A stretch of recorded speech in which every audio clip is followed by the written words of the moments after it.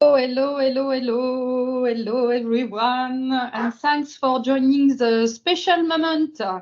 I would like first to mention that this webinar is being recorded, so please mute your audio. Thank you so much. So I welcome you today from Toronto. So I see that the Toronto team is connected. Please raise your hand. Okay, super, thank you. And the topic today is how to boost your resilience in an uncertain world. To ensure we are all on the same page, I'd like to clarify what resilience is. Resilience is a fascinating subject, and there are many definitions because many researchers have delved into these questions. Why? Because it impacts life. I've read many definitions, and the one that resonates with me is the follows. Resilience is the ability to bounce back from adversity, to adapt, recover, and regain access to a mindful and productive life. It's ultimately about reconnecting with life.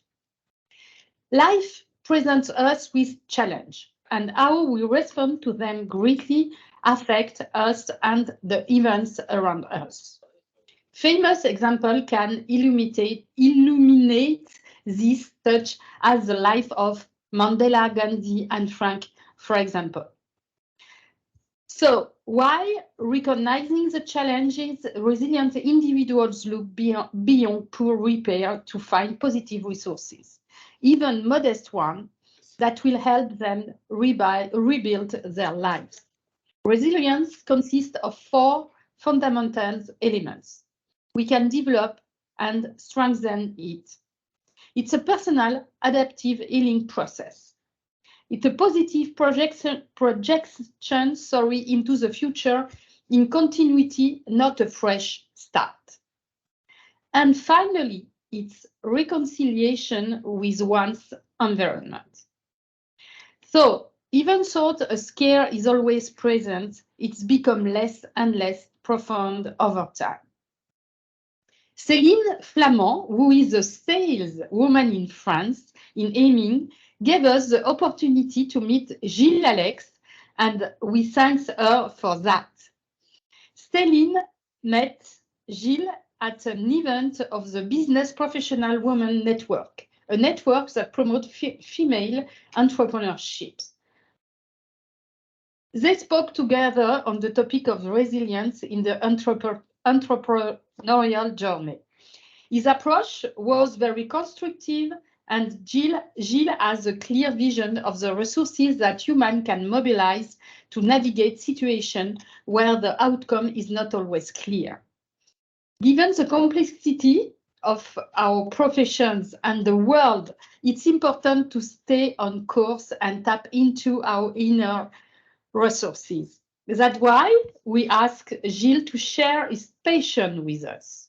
Without further, I would like to welcome Gilles, and Gilles, the floor is yours. Thank you. Thank you so much, Marie-Elise. Great to be with such an international team from so many places in the world. Is the presentation visible for everyone? Can you see the presentation? Great. Thank you. So I'll start to briefly introduce myself. Gilles is my first name.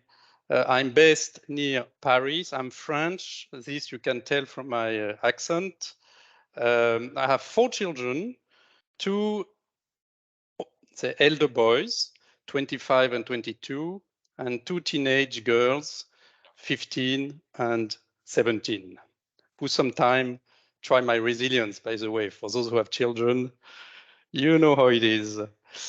And perhaps I want to say maybe an additional thing about me is that I was posted in Iran, in Tehran, between 2010 and 2017 for the Danone Group.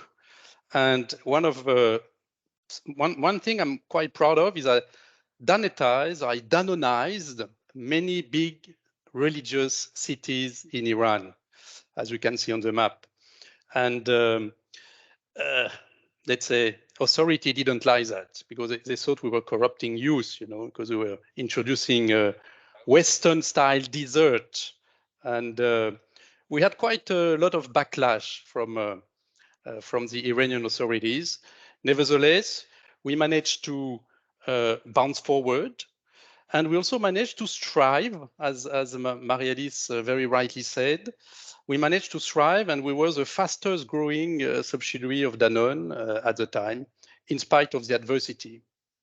And the Resilience Institute objective is to grow, measure resilience. It was founded more than 20 years ago in New Zealand by Dr. Hansen, who was one of the doctors of the All Black. Right? In Paris, there is right now the World Rugby Cup, and France played the All Black 10 days ago. And in the meantime, his idea was to introduce to the corporate world all practices which are working very well in sports, and especially for high-level sportsmen. In the meantime, we have impacting more than 100,000 lives, and we have offices in Europe, Americas, Asia Pacific, and we work for more than 1,000 organizations. So that's about the Resilience Institute. And the definition, which Marie-Alice, they say our definition of resilience, which Marie-Alice very, very clearly stated, is to bounce, but bouncing is not enough, right? I mean, if you return to your initial position, well, you're not really growing. So in addition to bouncing forward, it's also to grow, it's to connect to yourself, connect to other people, connect to nature, and it's to flow, to find flow, which is basically this kind of capacity to face adversity with calm and ease. And we came up with a model, which is this resilience spiral, which you see on the screen. And what this spiral suggests is that it is important to navigate within your spiral. Doesn't matter really to be always at the top, and it's impossible to be always at the top. And there are days, there are weeks when we don't feel well, and we start entering our negative spiral. Normally, we will enter the spiral through state of mind, which is confusion, disengagement, too many email, overload, mental fatigue, too much to do. After that, typically your heart will be impacted, and you might find disengagement. I'm present, but my mind is elsewhere, or even vulnerability. Because when you start disengaging yourself, you withdraw yourself, you lack those social interactions, which are so good for you, because we are capable individuals, and it is when you start being vulnerable. And finally, distressed and depressed is when your body sends you signals which you cannot ignore. I see now that faces are grim, so yeah, I mean it's not cool, right, to be on this dark spiral. But the good news is there is a positive spiral, and the idea is to identify when you find yourself in the negative spiral and to mobilize your resources to bounce forward. And you will agree with me that when you master stress, when your body is energized, when you can engage your emotion, when your mental is calm, and when you're aligned with your values, you have much more ease to have positive impact on people around you, and basically to lead a productive life. So I guess that's probably why we're here today, right? Why resilience is we spoke about this uncertain world, and nobody foresaw the war in Ukraine. Nobody could even imagine the COVID and the high inflation that followed. We all know that, right? But I think that for me, quite frankly, what is more important, perhaps, are all those adversities which we find in our daily life. The little problem, the the emotional hijack sometime, and the pain that we can feel. And my if I have one message today, is that resilience goes on and on, hand in hand with performance. And I can think of many aspects in my career where resilience was synonymous with performance. So resilience helps you to lead a better personal life, of course, but it's also a prerequisite, in my view, for more impact. And I held a leadership position within multinational like Danone. And I found that every time I ignored that, it didn't work. So before Danone, I had created a company in Mauritius. I was manufacturing ice cream and sorbet in Mauritius. After 4 months, I had invested all my money in that business. And after 4 months, I had no client at all, not a single customer. My turnover was 0. And that was so stressful that I accepted the first order, which came from France, and to be in 10 stores at a place called Ediard, for some people who know Paris at the time. And I decided to ship ice cream airplaned, airlifted with dry ice. You can imagine. So I dry ice my ice cream to Paris. When they arrive in Paris, the cost of transport was already higher than the turnover.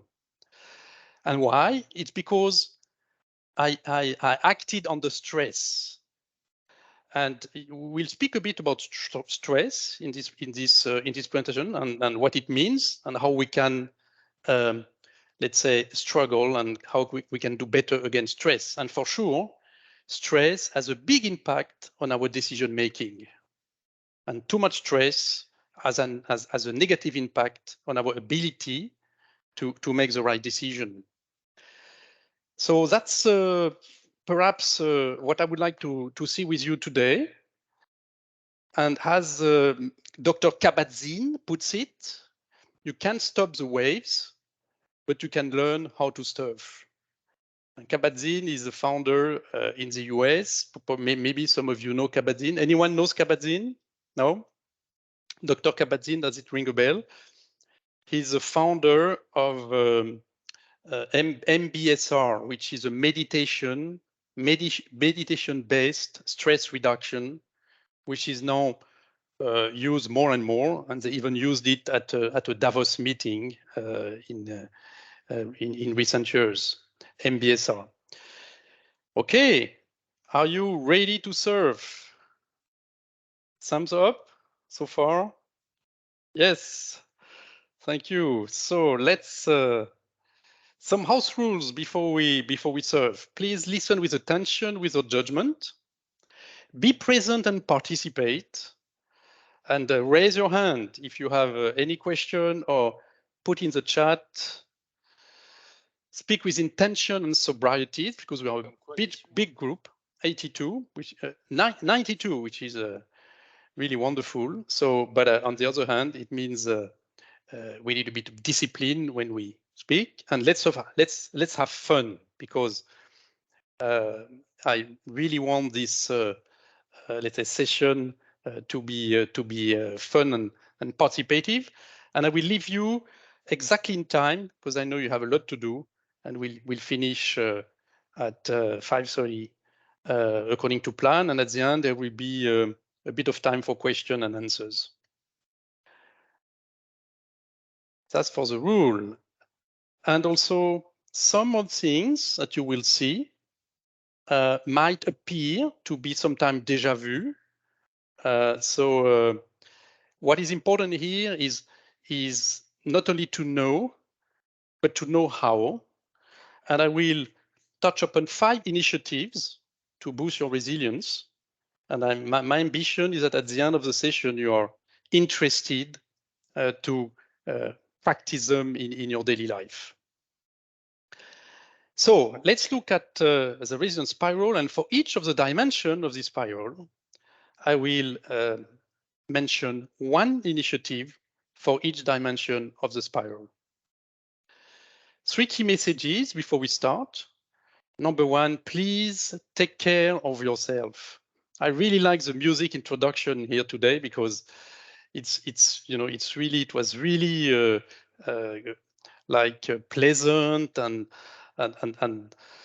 in a way, if we had stress, music is a way to part from it.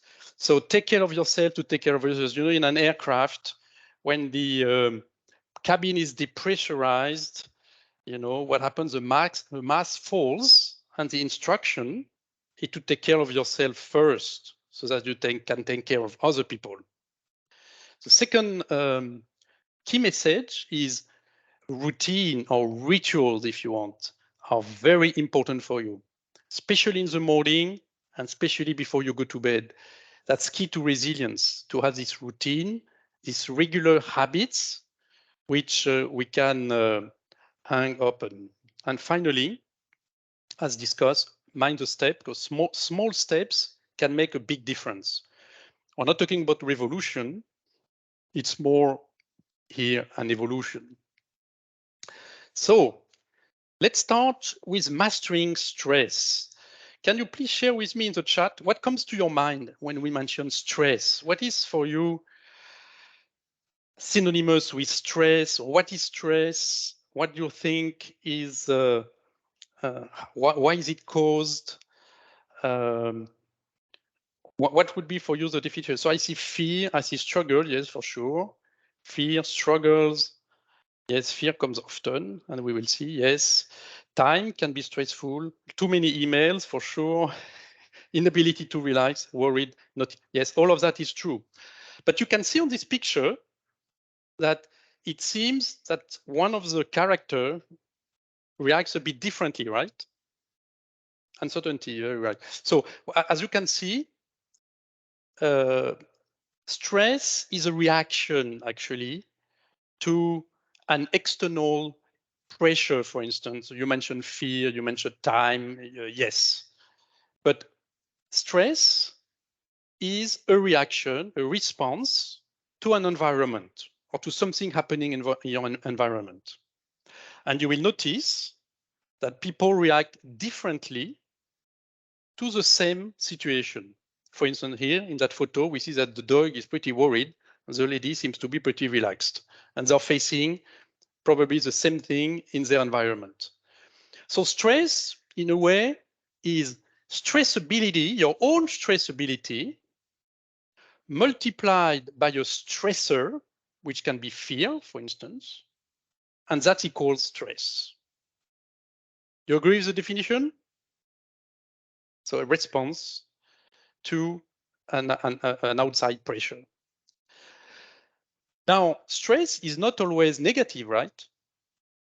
Because if I send you on a beach in Hawaii for 1 week, you'll be in the super here, biological rejuvenation. It would be wonderful in terms of rejuvenation. But your performance will likely be close to 0. Consequently, the best thing is to find this, this peak, which is different for each of us. And this is where we are at the maximum of our performance. And you can see if there is a bit more pressure, we might fall into distress. This is a performance curve, which came first the Dodson Hedge curve in 1909, but it was later refined, and here we see it. This is from David Grossman. Do you know that in the war, this sad war in Ukraine and Russia, 80% of soldiers, the new recruit who are on the front, cannot even shoot. It is simply impossible. 8 out of 10 cannot hold their gun and cannot shoot. They are so much under stress that they simply cannot do it. And this is why you need more than 1 year to train the soldiers. By doing drills, constant drills, you manage to have those sort of mechanism to react on the front. So ideally, to avoid this biological distress, in front of a challenge, the good thing would be basically to do this back and forth between your peak performance, your peak where you're at your best, and this relax, go back to relaxation, and of course, avoiding this biological distress.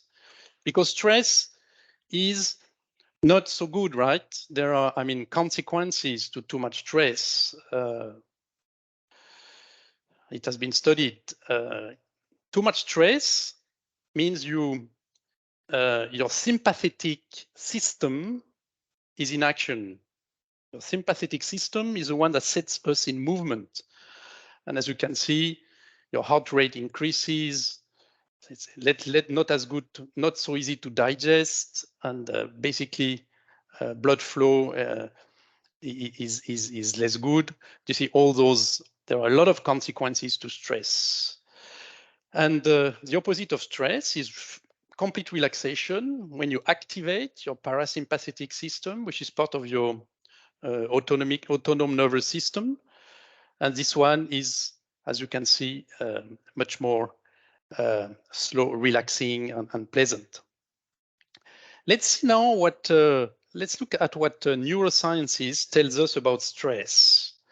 There is a research now in Europe. They invested 600 million euro in a research called the Human Brain Project. And unfortunately, the conclusion was not so obvious, because it's still a new frontier.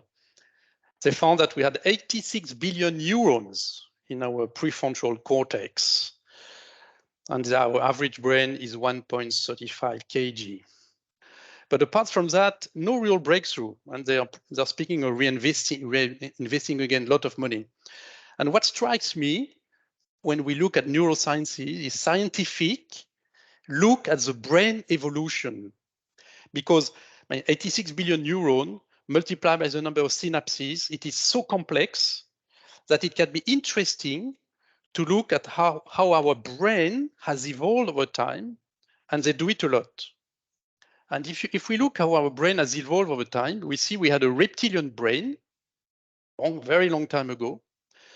Then what is today part of the limbic system develops, and finally, some other part of the brain which are closer to the prefrontal cortex. And by the way, the brain is not divided in compartments. You know, there was a notion some years ago that you had, the right brain, left brain. It's not quite like that. Actually, brain, it's more like a, let's say, a big cluster of networks. Here I showed you some of the few networks which call upon different parts of the brain. You have the adaptive, the gregarian one, the instinctive, and emotional. There are many others. There is, for instance, a social network. When you interconnect with other people, there is a network in your brain called a social network, which activates, and we can see it through medical imagery. Here, obviously, you mentioned fear. Originally, this is the instinctive stress, is the one that we feel, because it's physiological when we see a predator. Because remember, a million years ago, we were prey. And this is the instinctive stress, which leads us to fight, to flight, or to freeze. Freeze is what the mouse does when the cat catches the mouse. You know, the mouse, basically, she tries to be forgotten. So she's almost dead. She plays dead, hoping to be forgotten by the predator. So those are basically the some of the brain network close to the instinctive governance, which is our instinctive brain, instinctive network. We have one which is more adaptative, and this unfortunately generates cognitive stress. And unfortunately, our brain, there are bugs, you see, because there's been a compilation of different brains over years, over a million years, but there are a few bugs. Scientists says that our brain is not complete yet. One of the bugs is that when you're in a position of fear, you will generate cortisol, and cortisol is a prefrontal cortex inhibitor. And this is why in some situations we don't think, we react aggressively or instinctively. Wouldn't it be wonderful to find a way to let's say to create a blank between this instinctive and the adaptative, the one where when we start thinking instead of reacting instinctively to stress. Let's also outline the role of the amygdala. In your brain, there is a little gland called the amygdala, and in every fear and anxiety reaction, the amygdala is stimulated. The amygdala sends a message to your surenal gland. Your surenal gland generates cortisol, and cortisol inhibits your thinking. It's called the stress hormone. So this is what we call the amygdala hijack. And wouldn't it be wonderful in a stress situation to find ways so that we go more from the back of the brain and that we activate more the frontal part of the brain to think and to reason. How can we do that? Any idea? Anyone has got an idea how we could how could we basically what could be a practice that could help us in this stress situation to, let's say, recover thinking? Of course, all that happened in a very short period of time. Huh? Breathing, wow, excellent. 3 breathing, 4 breathing. Absolutely right. There are many ways. There are sports, yes, very right. Breathe. A lot of you mentioned breathing, music for sure. Exactly, there are many things. But in business, it's not so easy to meditate, right? People who meditate, there's been a lot of research. Meditating monks, for instance, their amygdala becomes smaller. So they are less, let's say, prone to react to stress. And yes, all what you say is very right. So let's see at how this group of police officers in California, how did they respond to a simulated violent case? This is a control group. As you can see, you have the heart rate, beat per minute. You see here, this curve is about, everyone has got a different one, but you see it's between, you see, like 80 and 100, goes very, you see they open the door, they see a man with a gun up, shots fired, coughing, and you see here the control group. There's a second group of police officers in California, that was the research done there. They are trained officers, and they manage to recover much faster than the rest, you see, of the officers because they are trained. And you're absolutely right. They are trained in breathing. And I would like to do with you a short breathing exercise that will take a few minutes. If you can please sit comfortably in your chair, relax your shoulder, feet on the ground. It's better to breathe from diaphragm, right? Everyone is breathing from the diaphragm. Ideally, you breathe from here, that bottom part here.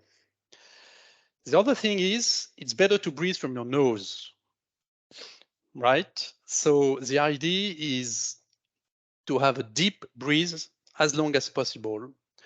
I will show you how to do it. The intention here is to inhale a bit shorter than exhaling. So I will inhale, counting till 4. And then I will breathe out, counting till 6, 6, 5, 4, 3, 2, 1. Let's try. You try now. So breathe in, counting till 4. And breathe out, 6, 5, 4, 3, 2, 1.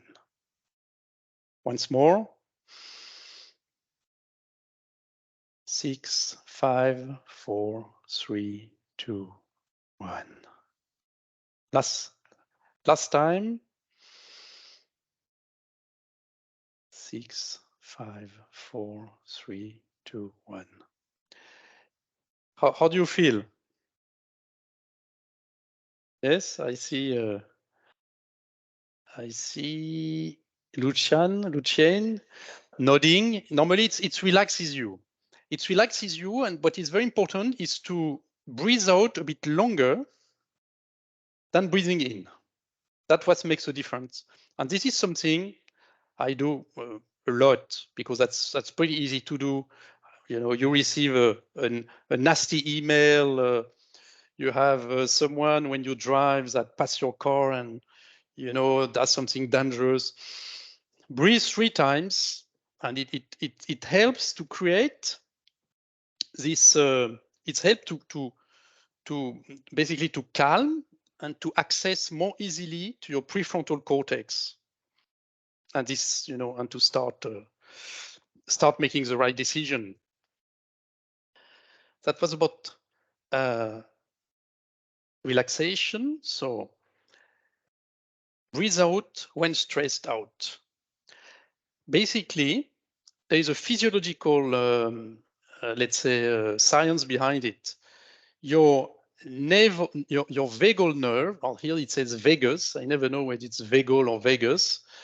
But anyway, this nerve, which is one of the longest, the tense, we also call it the tense brain nerve, that connects your diaphragm when you breathe through your diaphragm, and it connects it to your brain, which stimulates your parasympathetic system, which relaxes you. So it's something easy to do, and it is very, very efficient. So that was about breathing. Let's look at now the energized body, like this lady who is super flexible. Energized body. According to you, what is more important to energize for you? Physical vitality, is it exercise, sleep, or nutrition? If you answer in the chat. Now we are all different. Huh? This is the beauty about biodiversity. A lot of, I think the prevailing mood, there is no prevailing mood. It's quite diverse, which shows really the biodiversity that we have. In fact, all the 3 are important. Perhaps sleep is paramount because sleep is the only human activity which will relax all your organs, all your body, every part will be relaxed through sleeping. And I will spend a bit more time on sleeping. I will not touch upon exercise and nutrition. We have dedicated webinar for that. But today I want to concentrate on sleeping. And a question for you is, what do you do 1 hour before bedtime? Eating, working, fixing issue on screens, or relaxing offline? And beer is a very good answer, yes, to relax. What do you do 1 hour before bedtime? Let's see. Can you answer in the chat? A, B, C, D. Ooh, I see a lot of screens here, and I'd like to challenge you a little bit on the screen. Yeah, a lot of if you see a lot of these. While you continue answering, let me touch upon rapidly the biology of sleep, which some of you know, so I will go a bit faster. But basically, we are very different at night and during the day. And we are subject to cycles. You know, there are nature cycles, seasons, everything. In sleep, it's also a cycle. It's called a circadian 24-hour cycle. So in the morning, sunrise, and what happened? We produce cortisol. Cortisol is a stress hormone, which is good in the morning because it helps us activate. It activates our sympathetic system. It sets us in movement. I will pass a bit fast on this. What happened at 6:30 p.m., your pressure is high. It will gradually diminish. It will gradually diminish. Your temperature will go down before you go to bed. And at 9 p.m., your brain will release melatonin. Melatonin, it's also called the sleep hormone, is the one that will set you asleep, but it's also the one that will generate your deep sleep. So that's why it's so important, this melatonin. Okay, so other hormones plays a role here, but we won't dwell too much on that. And also there is another cycle, which is the ultradian cycle, which is 90 to 110 minutes. And this is because of this cycle, that is, if you wake up in the middle of the night, it will take you probably 90 minutes or more to go back to sleep if you're at the bottom of this ultradian. More importantly, perhaps, is this notion of deep sleep and dreaming sleep. The first part of the night, for most individuals until 2 o'clock, but you see it's getting, the phase are getting smaller and smaller. Deep sleep restores you physiologically. So, and that, thanks to melatonin. And dreaming sleep comes after, and dreaming sleep is more like, let's say, an emotional impact, which means that the quantity of sleep is very important, but also the quality. And this is why I really would really, engage you not to look at screen before you go to bed, because basically screens will have a very negative impact on the production of melatonin, and that will compromise the time you go to bed, but possibly as well your deep sleep. And this is the initiative number 2, avoid screens. If you need to choose between a screen, choose TV better than iPhone. The worst is your mobile phone, because it's very close to your eyes. And the computer also is to be avoided, especially if you work, because if you work on your computer before you go to bed, you might also generate some stress, cortisol, which is the enemy of melatonin. When you go to bed in the morning, it's useful for you, but in the evening, it's not. Right, initiative number 2. Sleep is the greatest legal performance enhancing drug that most people are probably neglecting, and that's from Matthew Walker, which wrote a book, Why We Sleep. Engage emotion. Engage emotion. Do emotions influence your work? No. Yes, sometimes. Yes, always. What do you think? Answer in the chat.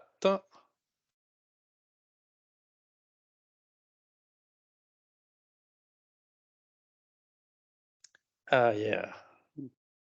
Incredible. All C's. Very right. So yeah. Yes, and why does it? Absolutely right. Emotion do impact everything we do, and therefore, why not use them? It is so, it transport information. Emotions it comes from Latin movere, which is to transport. Why not use them?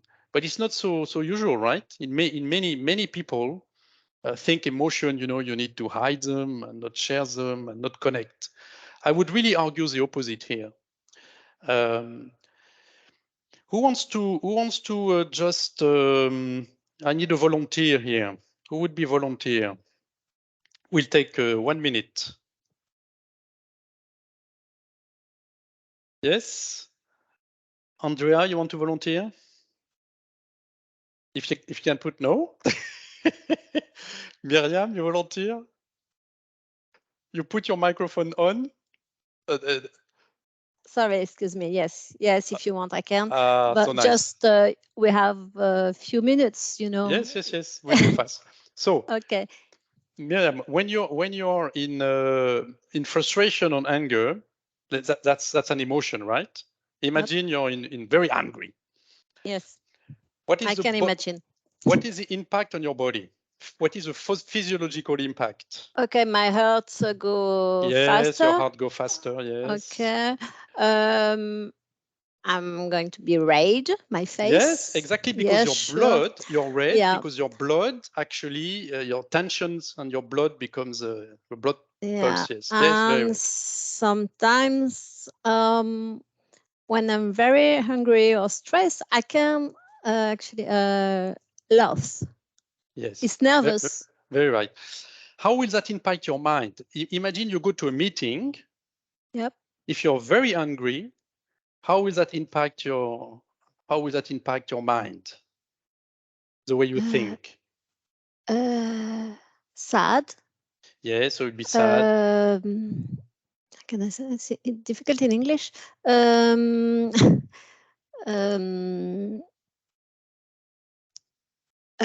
I can't think positive. Exactly. We'll have less of a positive mind, probably less creative, teamwork will be impacted. So you see, all that will impact the work you have with other people. So this will impact directly performance. On the other hand, if you are in a kindness mood, if you're in a mood of appreciation, gratitude, you'll have a much more positive impact on, your teamwork, your performance, etc. So emotions do influence also our work, of course, our personal life, and that's why it's very important to know it, to connect to your emotion, connect with other people's emotion. And this is, by the way, emotional intelligence. Now, all nice, but how do we generate positive emotion? This is a problem. Do you remember this reptilian brain I mentioned to you? This reptilian brain, because of this reptilian brain, we tend to print negative emotions much more than positive. Why? It's because remember we were a prey. So this reptilian brain sends an information message, fight, flight, or freeze. Consequently, we need 3 positive emotions to stimulate them in order to thwart those negative emotions that come more naturally. And I would like to propose today an exercise, and you see this is, by the way, the importance of the power of positive emotions. And I would like to practice WWW with you, which is what went well in the past 24 hours. It is a very easy exercise that you can do in the morning. You can do it before going to bed, because we tend to think always the negative. What went well? I had a coffee with my colleague. I had the short thing. Who wants to mention very rapidly what went well in the past 24 hours? Devon, you want to share with us what went well? Sure. Yes. We had a great team meeting to start the week yesterday morning. Brilliant. With your colleagues. Exactly. So all those things that that makes us feel better, let's practice them without moderation. I think they really help. And this was our initiative number 3. The WWW, show gratitude and focus on what went well. Let's look now at train your mind, and we're getting very nicely. We will land at the right time. The problem of mind is this: our mind is a time traveler. Our body is here, but our mind travels through times. It goes in the past and it goes into the future. In the past, sometimes we are grateful, but most of the time we are sad and angry. Why did I do that? Why shouldn't I have done that? And it goes into the future. Oh, my to-do list tomorrow. How can we stop this time machine, the monkey mind? That's not easy. And this will lead to another initiatives, which is CCC, catch, check, and change. When you have a toxic thoughts, and toxic thoughts are many, just ask yourself, what would I tell a friend in this situation? What would my best friend tells me? Oh, at this meeting, I really, messed up and I didn't appear to be good. What would your best friend tell you? Oh, maybe it was not that bad. How do you know? What are other possible options? What did you learn from that setback, right?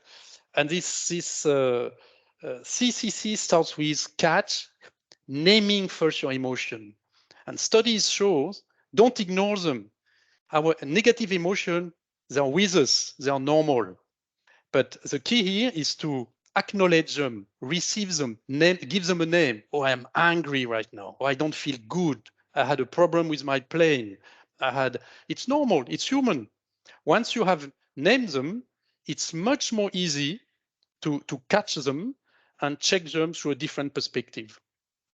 So this is a catch, a check, and change. And by the way, not so much time here, but we have many thinking traps where we fall. So that was initiative number 4, and we now go to the last one, spirit in action. Spirit in action, we mentioned, is not about religion, right? It's more about values. It's about purpose. It's about what makes sense to you. How can we can activate spirit in action? Well, just one small thing we can do is identify our core values. So we all have values. We also have, by the way, anti-values, things which we hate to see other people activating. And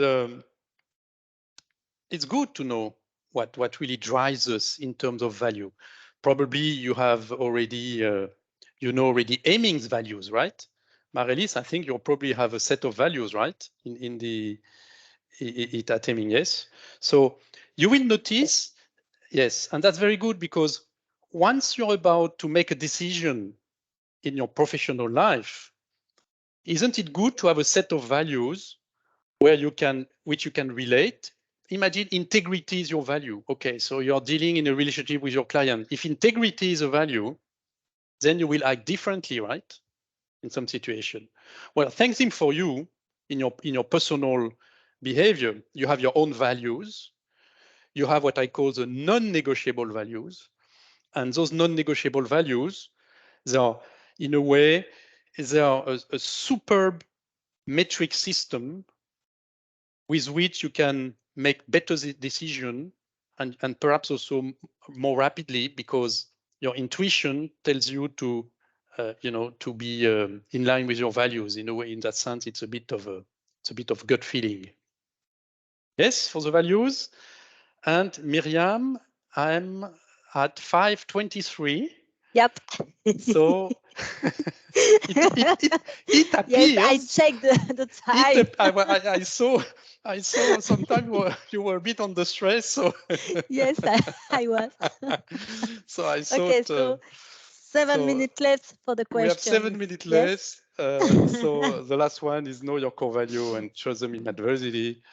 Yes, for the question and the conclusion by Marie-Alice as well. Before just one moment, I will just ask you to make a mental note of which initiative, all of you would like to practice, which one resonate with you, which one did resonate with you, and which one you would like to practice a bit more. Breathe out, avoid screens, what went well, catch, check, change, and know your core values.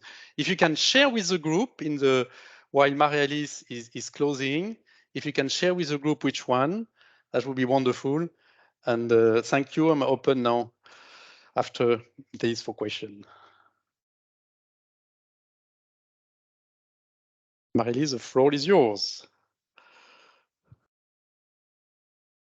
Yes, thank you so much, Gilles. I hope that it will be very useful for you. And I hope this conversation will help you embrace the magnificent attitude of resilience. If some of you wish to work on this topic personally, please contact your HR department because we can help you to work on. There is some question? Yes, I can see. Question, yes. So, is there any gender difference in resilience to men and women? Yes, indeed. We have measured more than 100,000 resilience scores. I mean, we, you know, and we had a roughly a split of 50-50 men and women, and we compared. And women's resilience score is a bit lower than that of men, which frankly is a bit counterintuitive, but it has been the same in the past 20 years. And the reason we ask ourselves at the Resilience Institute, there are maybe two or three explanations. One explanation could be because they have more mental burden, you know, these famous disengagement and confusion. You know, when you go home, women still typically have a lot more to think when they go back home, dealing with children and everything. So perhaps it is that. The other thing is maybe they declare, because it's a declarative test, so maybe they rate them a bit less positively than men. That could be the reason. One thing is for sure, when we do a training with women, they immediately make a big breakthrough in terms of progression in resilience, 20 to 30% improvement in their score after a training. Young people are for sure less resilient. We see with age, there is really less resilience, and we need to take care of our teenagers, of our young people, because they seem to be suffering much more. Yes, and age, I'm answering to that question. To what extent is it congenital? Very right. So indeed, resilience is like a muscle. So indeed, when you are born, there are different levels of resilience, and some people are more resilient than others. However, it's like a muscle, you can train it. And we see a lot of progression. Quite frankly, I think I've progressed a lot in resilience. I mean, 5 years ago, I was just sitting like you, and I've practiced a lot, and I feel today, first I sleep less than before, and I feel much more resilient with all the practices I'm doing. And yes, we can definitely practice. So we answer the age one, we answer the gender one. What course you offer? Maybe you can collaborate on top of course. Yes, you can for sure.